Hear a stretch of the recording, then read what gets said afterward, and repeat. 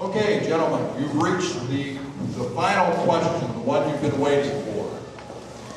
What experiences of yours do you think make you the most qualified candidate to represent District 1 in the U.S. House of Representatives?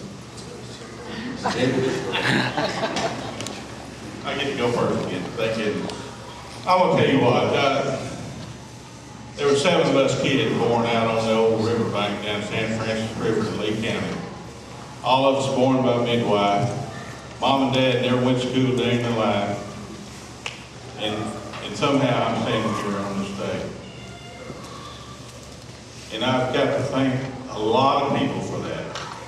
And mostly the ones that think Democrat in this good country of ours that helped me get where I'm at today. So I'm thanking y'all. I was the first one to ever graduate from high school, my whole family. And I went on and worked hard and received 3 college degrees. One from the University of Central Arkansas, which was SCA when I went to school. One from Pepperdine University in Malibu, California. And one from the University of Arkansas, a specialist degree. So I'm standing here as proof positive what can work if we think Democrat and we work Democrat. When I go to Washington, D.C., that's what I'm going to do. I'm going to do a hand up, not a handout. I'm going to try to help everybody I can help. Thank you.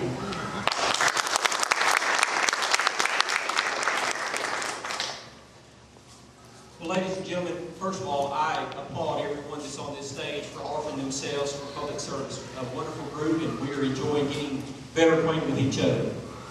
I think the thing that brings me to this position, I feel compelled, but I think the thing that most qualifies me is not years of legislative experience or being the vice president of a college or a medical center or public universities or anything like that.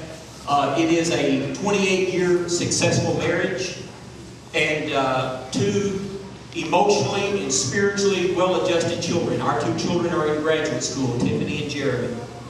The decisions that I have made, that we have made, that Lisa and I have made as a couple, of making decisions as to whether or not to put new shingles on the roof or whatever it might have been with regard to our family, of living within our means and having a happy, well-adjusted family.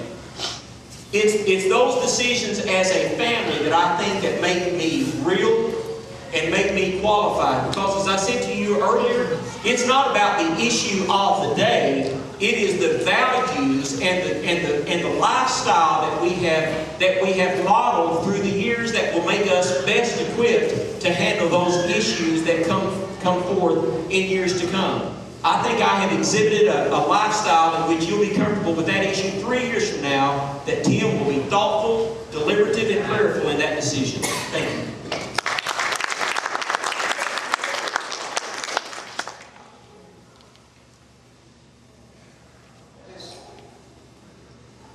My little sister Gwen, I say little sister, she's now 60. But just about a year ago, she said, Terry, you don't know it, but you remember when we were just the 3 of us? It was me, Bobby, and Gwen. I was the oldest one. But Terry, you remember when we had that mean babysitter? And Mother and Daddy both worked. Said, Terry, when you were at home, we knew everything was going to be okay. Everything was just going to be fine. And when you weren't there, we were upset and scared. And but when you were there, we just knew everything was going to be okay. And that's the way I would like to be your congressman. I'd like for you to look and say, well, Terry's there, everything's going to be okay. Just like if I do surgery on a patient, I want them to look and say, but Dr. Green operated on me, everything is going to be okay.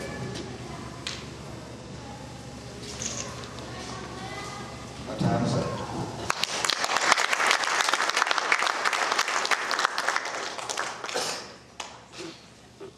In my opening comments, I mentioned to you that I was done as a state in my involvement on education. I also have been involved in economic development in Mississippi County. There's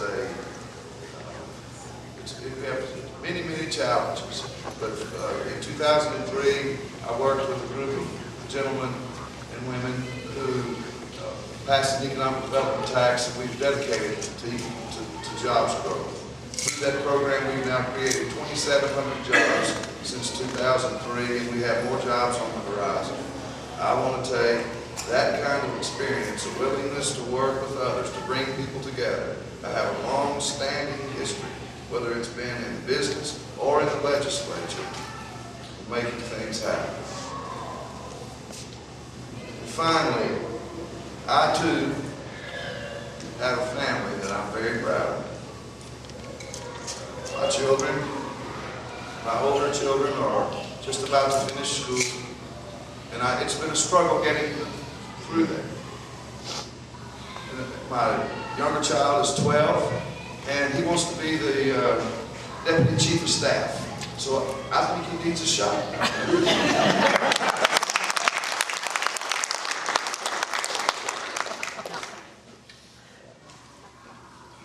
I've mentioned already my background in studying the American Revolution, extensively writing a book about it. I'm passionate about the origins of our country, the direction that our country was designed to head, and therefore my sense of how we're off the rails right now is pretty acute. I also want to say this.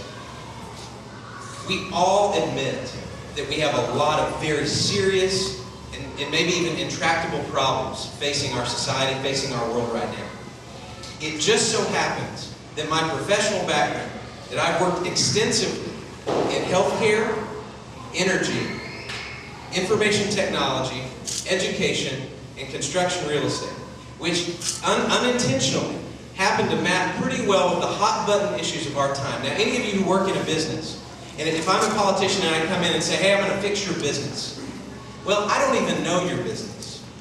I just know a few buzzwords. And I'll sling some buzzwords around and make you feel good about yourself. But can I really fix your business? No. It's going to take me about a year just to learn the acronyms and the jargon and the language.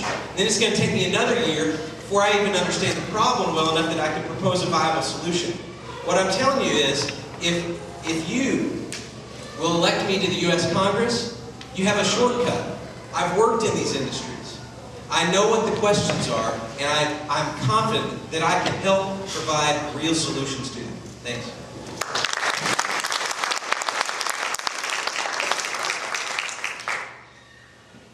I've never been handed a thing in my life. I've worked for everything I've ever gotten. And I think the public's trust is something that must be earned. And that's part of why I'm here tonight. And for a decade, I've been working hard for all of you. I've been working as the Chief of Staff in the Congressional Office. I have the experience, I have the energy, and I've got the common sense Arkansas values to put the 1st Congressional District and all of you first. Those experiences, I believe, give me the ability to do this job and to do it well. Hard work is something I understand, and this job entails it. But it's certainly an honor not only just to run for this job, but it will be an honor to work for all of you if I get the